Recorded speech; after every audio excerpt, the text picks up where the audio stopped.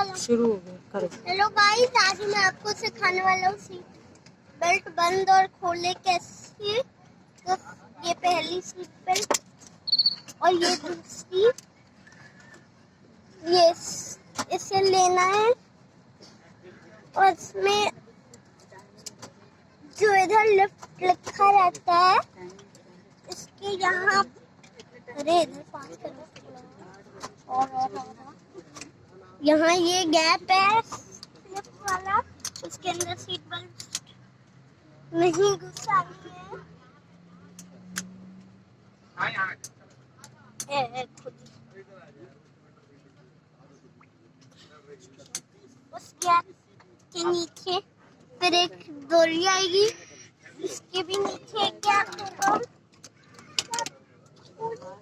उधर नहीं जाना। गलत बन गई।